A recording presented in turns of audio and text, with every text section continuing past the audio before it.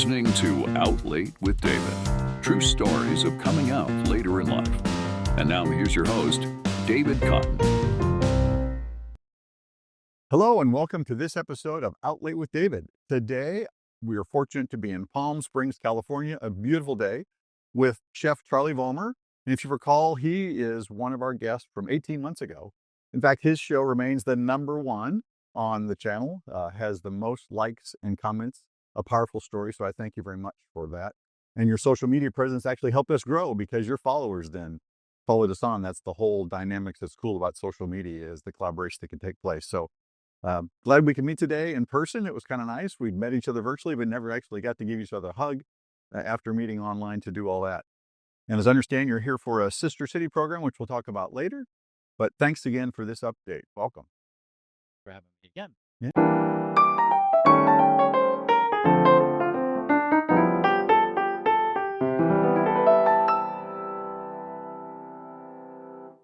Let's jump right in. Your first interview stands out as you share your story very publicly. And that was kind of the first time. How did that feel when you actually sat down there and shared that so broadly?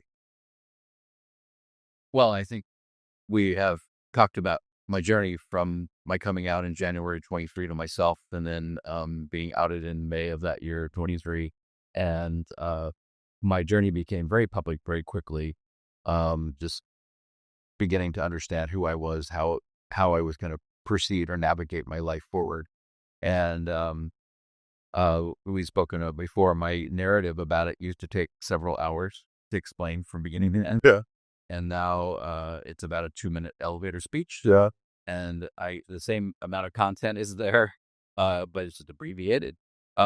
Being public, though, was not something I intended to do. But it just became a part of my journey and a part of who I became as more of a public figure, as an ally for coming out later in life. And then how did others respond when they saw you, having known you? Some knew you and other folks. What was that feedback like that you received? I'm from East Bay, San Francisco, and I was there 30 years. So there are a lot of relationships there. And I would say to this day, it's diminished greatly. I don't communicate with many people there. I think for one reason or another, I've lost a lot of contact with people just because proximity, me being in Mexico now. So, but I do know that the contact and the communication with most of the people from my past, we moved on. How does that storytelling help you build possibly bridges to other communities and other places in life? Well, I think my living in Mexico makes a big difference for me. It's a transition that I'm really now finally becoming comfortable with. Now 2 years. Yeah. It affects my work. It affects my social calendar. It affects my social media presence. It really has become, I posted today on Threads about my new colorful life, which most people don't get a chance to remake themselves. And I've been given that opportunity and partially forced into that. But my point of the post today was you only have one life to live, and make the most of it if possible. Well, reinvention, that's a great maybe jumping off point. If you haven't seen the episode, go back, and he tells the story when he left San Francisco area, the Bay Area. It was with 2 carry-ons, a red backpack, a laptop, and a cup of coffee. We have a picture of that we posted.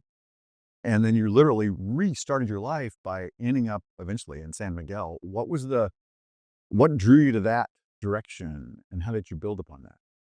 I had visited San Miguel a couple years earlier, and I have friends from the area who had places there part-time living.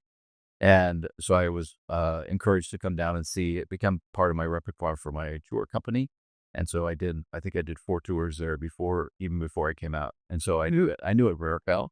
I knew I had some friends there, and I kind of call it rolling over the border. I really didn't have an intention to live there or stay there indefinitely. And within about a year, I got my visa. So I have a temporary visa, and so I'm a resident now. I'll become permanent in 2 years. And I just continued to nurture my new chosen family. which are the people I already know. It's interesting what happens with the straight couples I knew. I don't see them as much as I used to because I have other priorities. Yeah, other friends there. Yeah, and it's a very welcoming community. It's very cosmopolitan. There are a lot of trappings that keep expats here. About 20,000 of us. No, about 10% of the population In the city? in the city, Wow.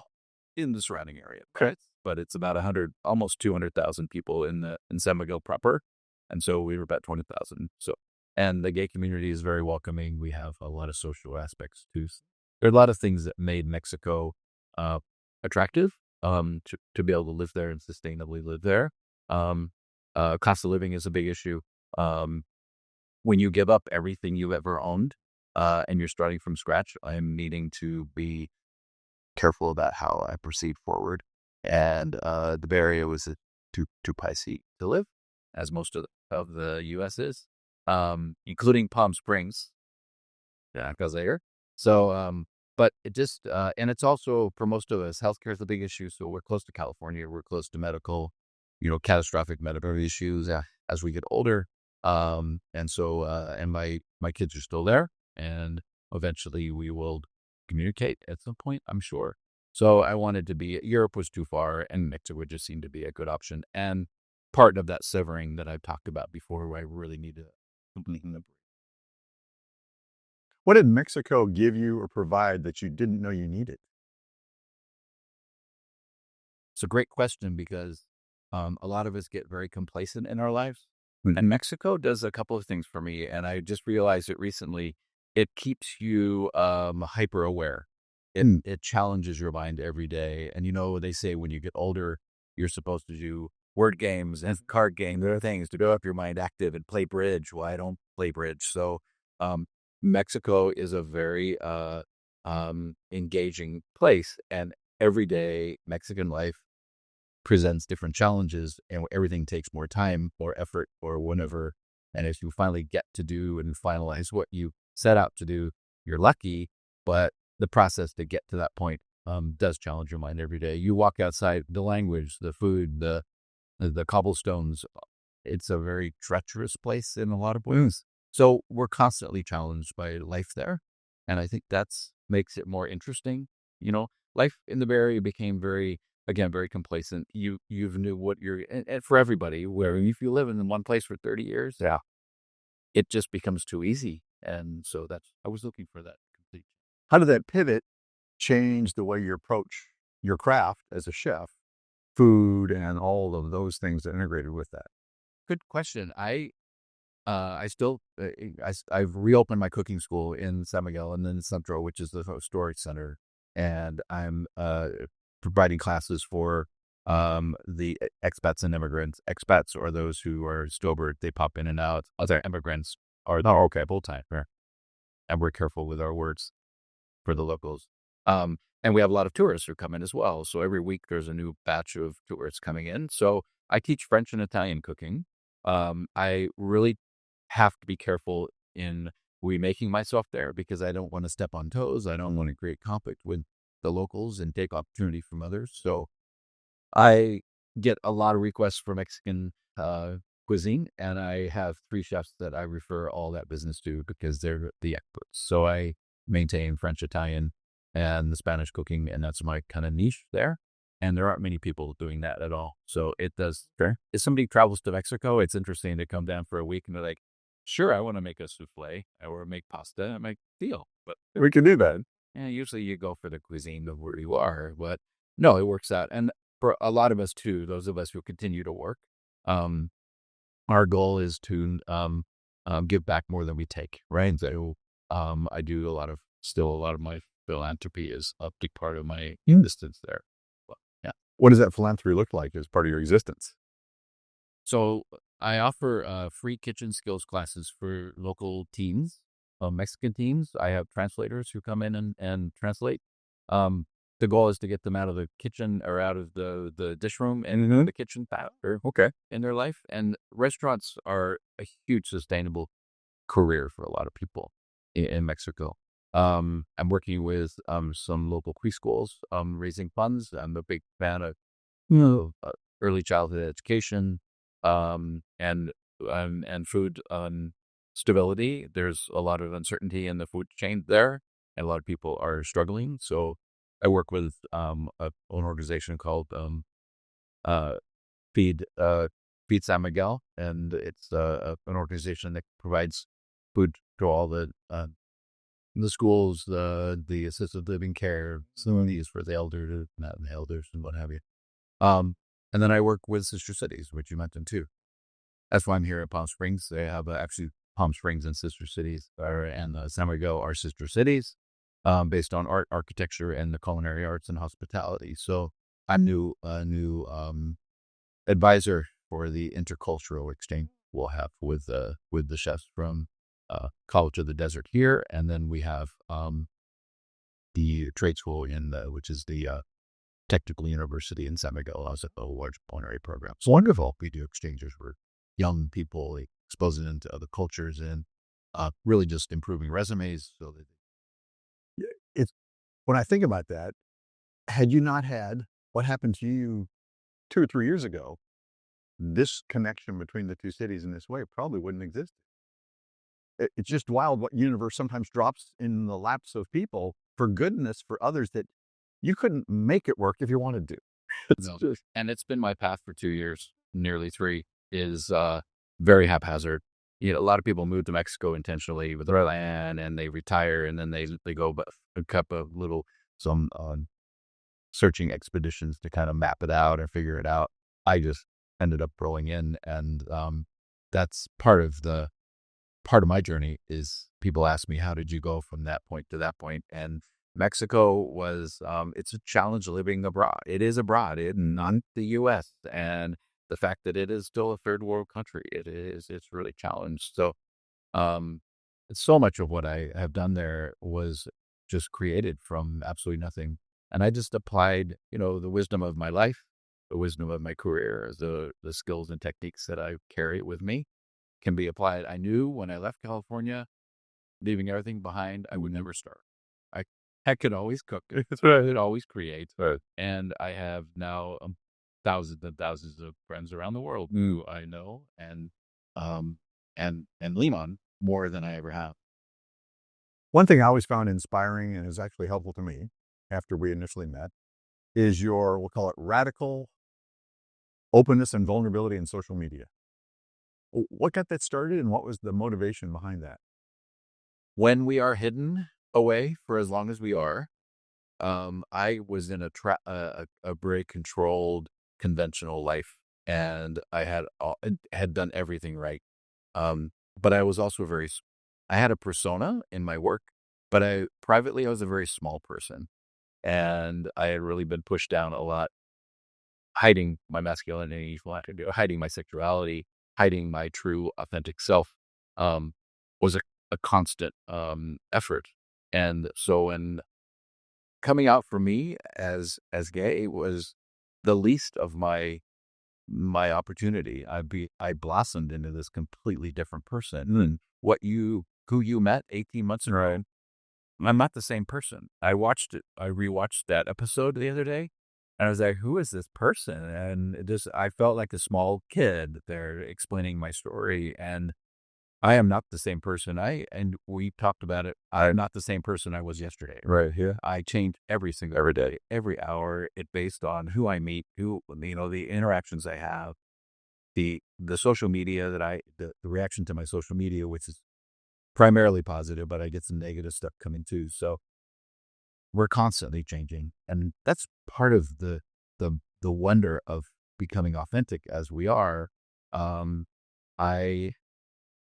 And the vulnerability was a big part of it. And that's the thing I think I'm most admired for.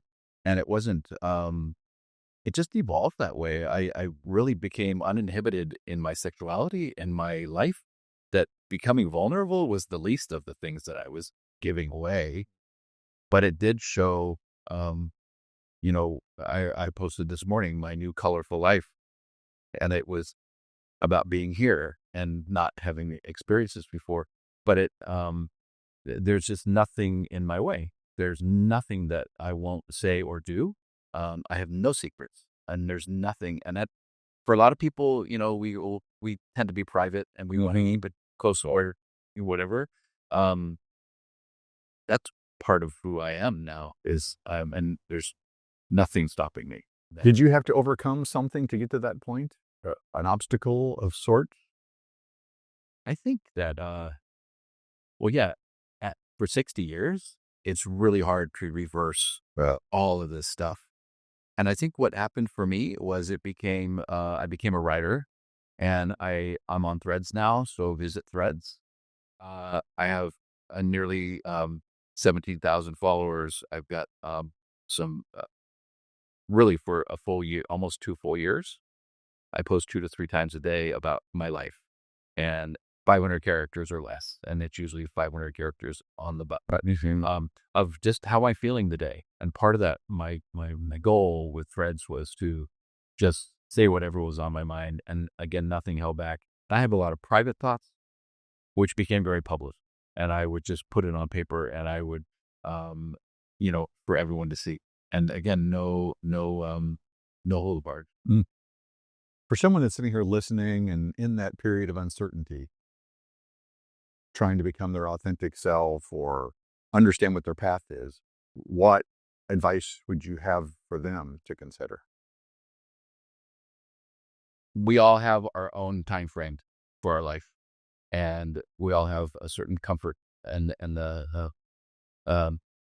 I talk to people. I feel like sometimes like I'm a position or somebody who is offering advice. I'm not clinically trained to do any of this.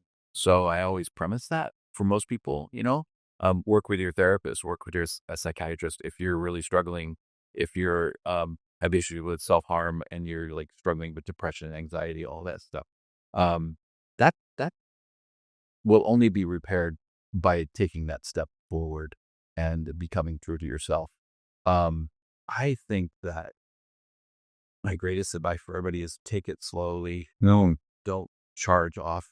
I was unique. I mean, the timeline has been portrayed. I came out to myself in January. I was out in May. I stayed in the area for 3 months, and in September of the same year, I left. And so there was a bit of a time frame that I was transitioning, right? But I got on a flight to London on September 5th of that year to go work. And then beyond 3 weeks of tours, I was done and I was on my own, and I just kind of finished that work. And then I just kind of jumped out of the plane without a parachute or any structure or any support. And that's a big deal. That's not easy for me or for anybody. We all have different circumstances leading us from our previous life to where you want to be. And I do think that you have to do it on your own time. My best advice is find allies to talk to, have people to talk to. Don't live it by yourself. And I told you recently that I have dozens of men around the world who have DM'd me on Sidebar from Threads or other social media presences, even this particular medium. And I'm the only one they know that knows they're gay, and they're in controlled cultures, environments, in the Middle East or in China, and they don't have a way out. They're really going to be not gay publicly for their life. And so they're speaking to somebody. And also I have a lot of men who say, I need a way out. And how did you do it? And can I just talk to you about your advice on how I could proceed forward? There are millions of us who are still struggling. And it's especially our generation, to where we grew up in a culture to where it was so suppressed. So when men come out, from my experience, there's always that first thing is, okay, they get settled in something, then it's always a relationship. What do they do? Dating. And what is the structure of a relationship? What should it be like? I know what I came from. In many cases, it was, maybe married to a woman, they have a family, not always, but a lot that talk to me are that way. And so they sometimes desire, but they're not sure. How did you sort through all what you really desire in life, having been in a relationship with, kids and extended family and all those things, to where you are today? 30 years in a committed relationship. we were married 10 years before our kids came along. So we were 10 years together alone and then together without the family. And then the family came and it was another 20 years together, recommitting to my straight life all the way through. It's,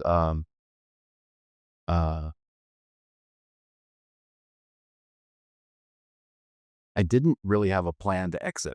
I was kind of found out, and then overnight I had to make choices. So, you know, we've spoken recently also about the fact that I had to, in order to make my new life happen, I needed to separate.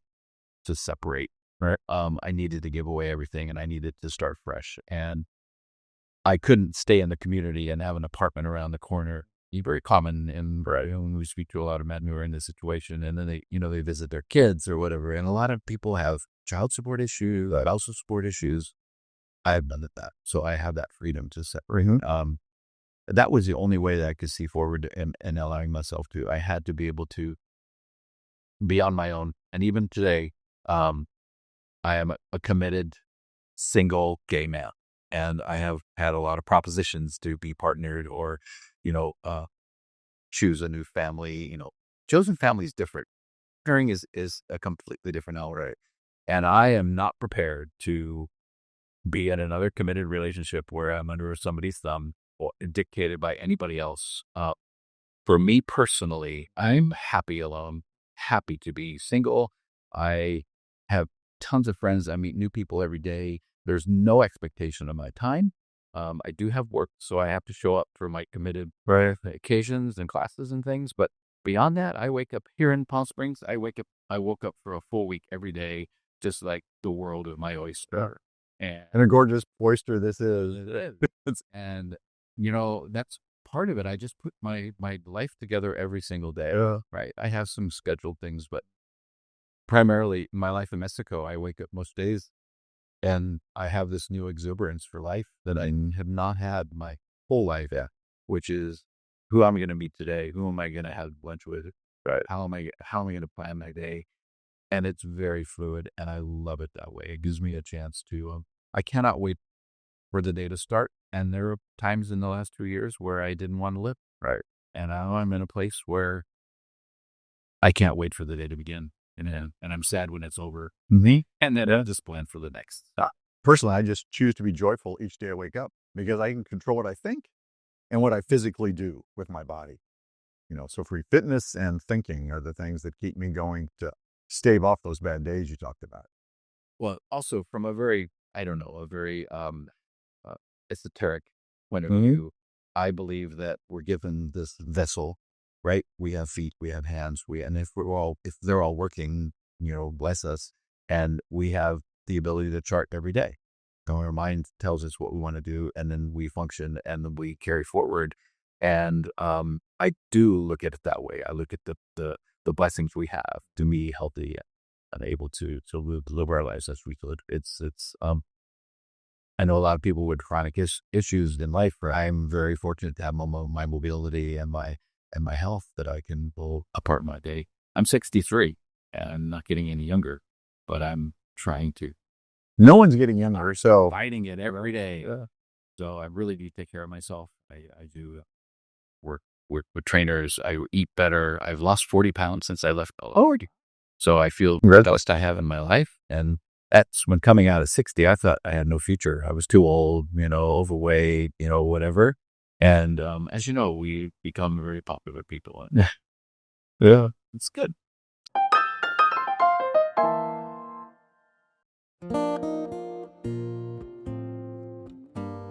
As a life coach, I'm committed to help you discover the passions in your life and help you map a course to achieve the things you really want. Together, we will unwind those persistent self-doubts that are holding you back. You'll begin to see your passions more clearly and set achievable goals. Throughout your journey, I'll be there to challenge and encourage you in moving forward to discover your authentic self. For more information about my personal life coaching services, or to arrange a complimentary consultation, visit davidcottoncoaching.com. You're listening to Out Late with David.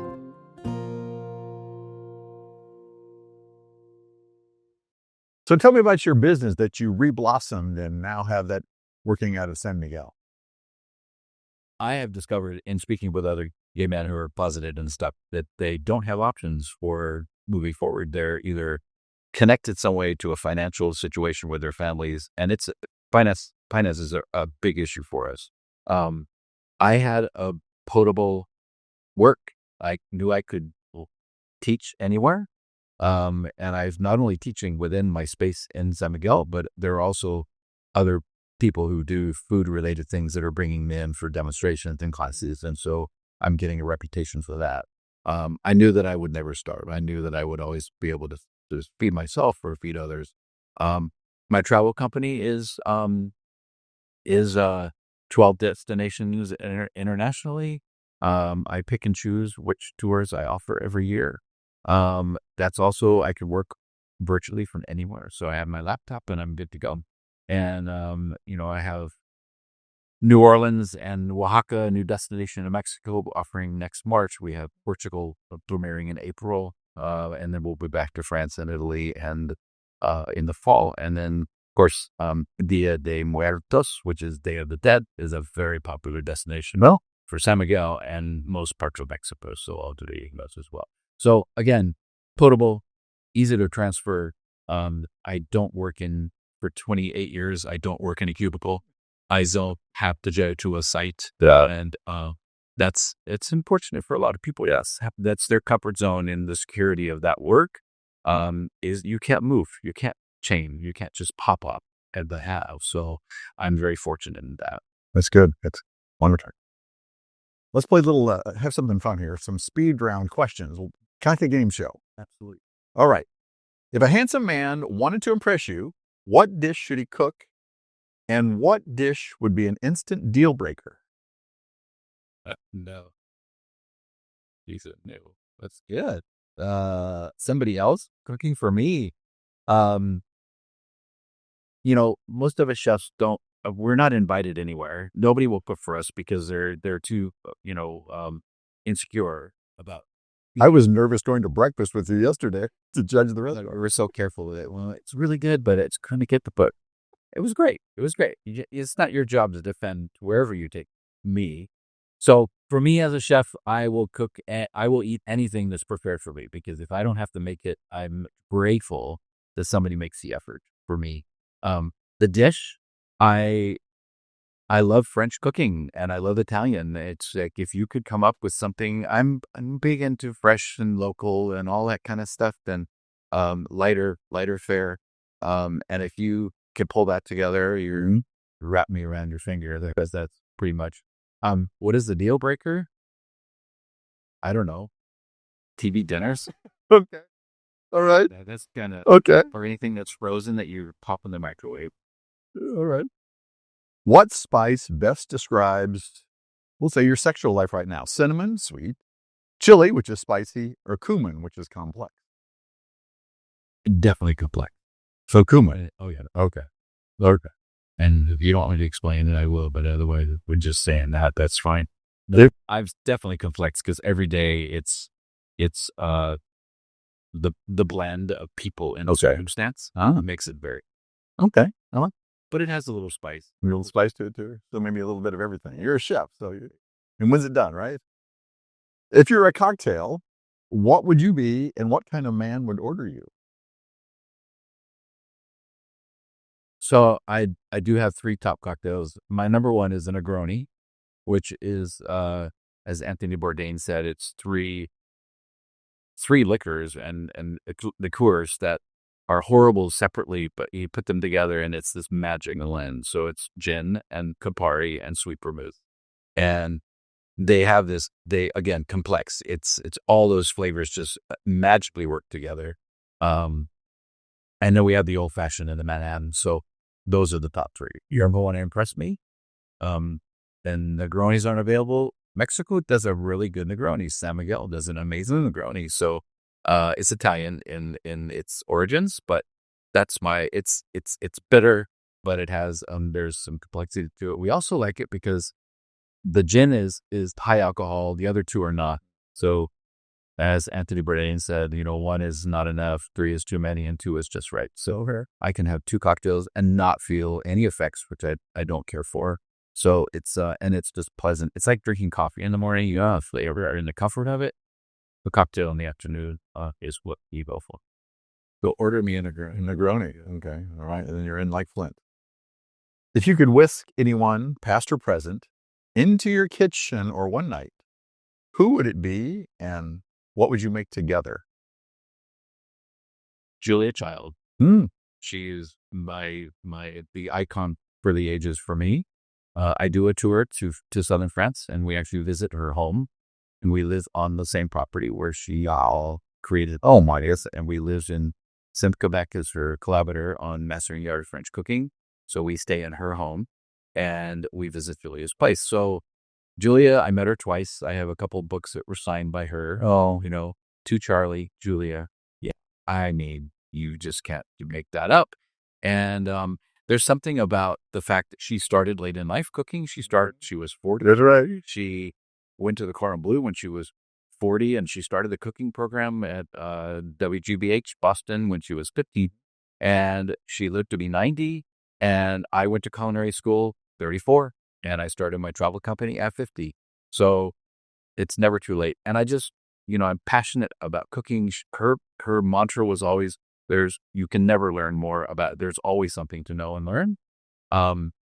We would cook her bouffe bourguignon together. That's her signature dish across the board.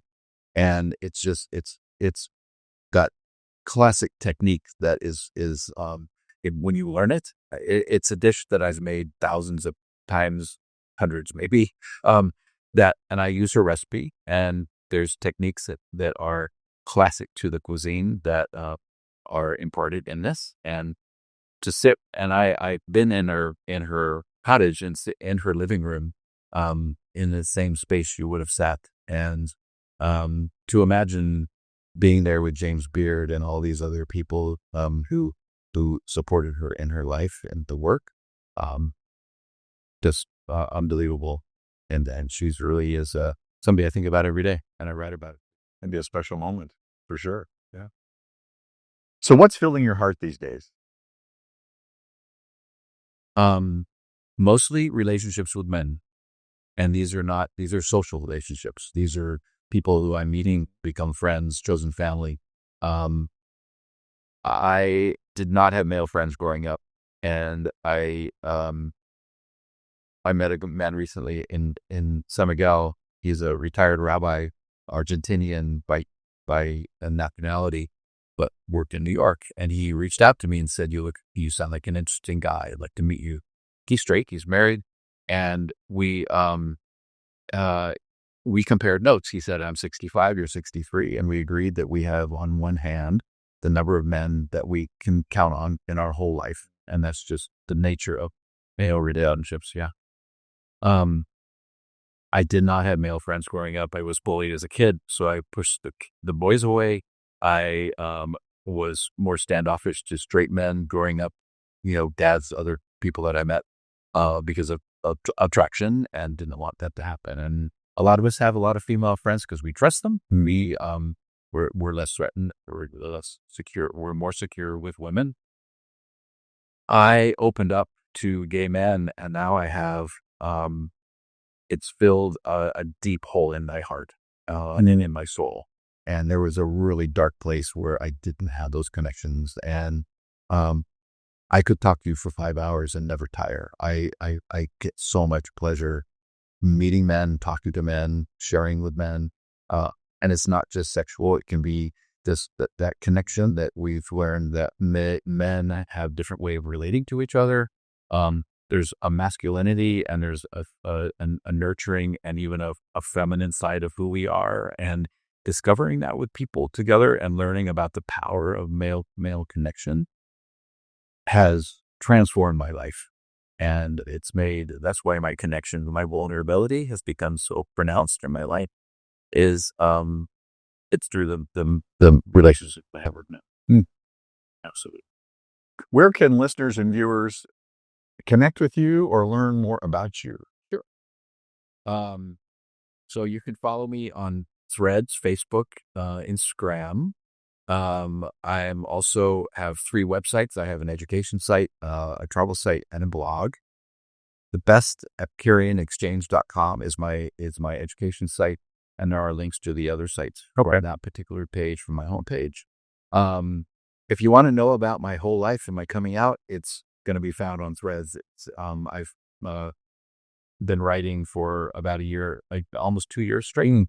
My writing saved my life because I knew there was more to say and I wasn't finished. And it always was that little bit of will that I had left to stay around. And that became a really strong purpose as well as an ally for other men who are coming out. And Substack as well. I have a Substack platform as well. Okay. So they are all used in different ways. Facebook is very generic, G-rated, right? And then we go from there to Threads, to Blue Sky, to Substack. And so my website is the best place to start because you're going to find all the contact information there. Right. And I do encourage anyone listening that if you are struggling, if you have questions, if you just want an ally, anybody, I have hundreds of men I told you about who I'm the only one who knows that they're gay. Right. And that's a privilege and an honor for me to be that for them. So if you have any questions, you can reach out to me through WhatsApp. We'll put all that in the show notes as well. All right. Last question is, I noticed sitting here, the word purpose on your left forearm. Yep. There it is. Yeah. What was the genesis of? I have 5 tattoos and I didn't have any before I came out. So this is my coming out tattoo with the year in Rwanda. Well, okay. 2023. This was my second.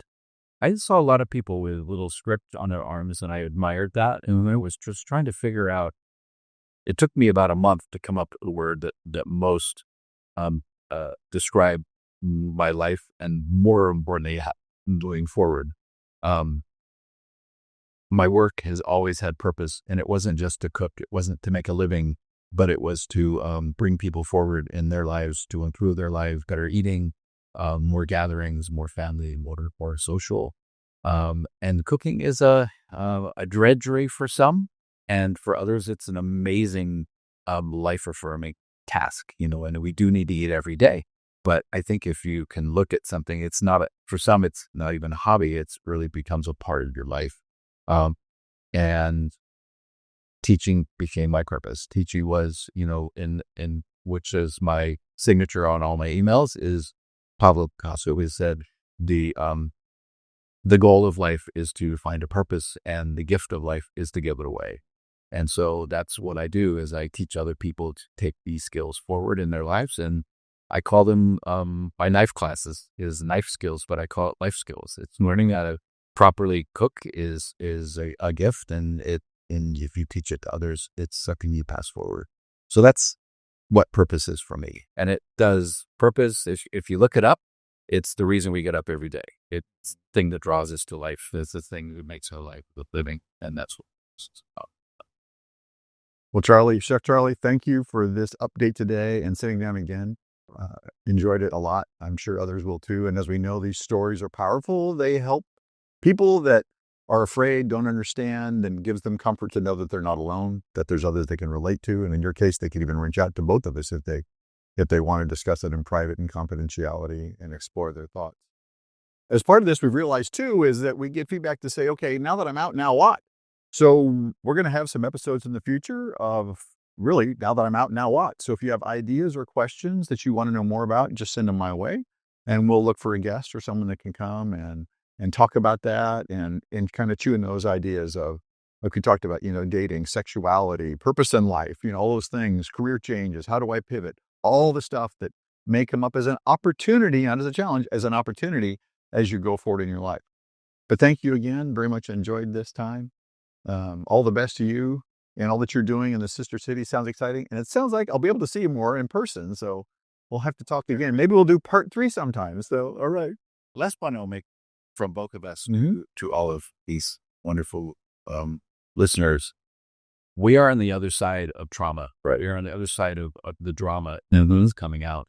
And I mentioned it online today. hold out because we're always on the other side of something. There's always a better day. And for both of us, my narrative has changed. It's not about my coming out, but now it's what do I do on the other side? And there is hope for all of us. So Yes, there is. keep moving Indeed. forward and There's hope. and be your own. Choose to be joyful and know that there's hope. So if you like this, like and share to somebody else that may help them. And that's all for this time on Out Late with David. To find all episodes and resources for coming out later in life, visit outlatewithdavid.com. That's outlatewithdavid.com, your go-to source for inspiration, support, and real stories.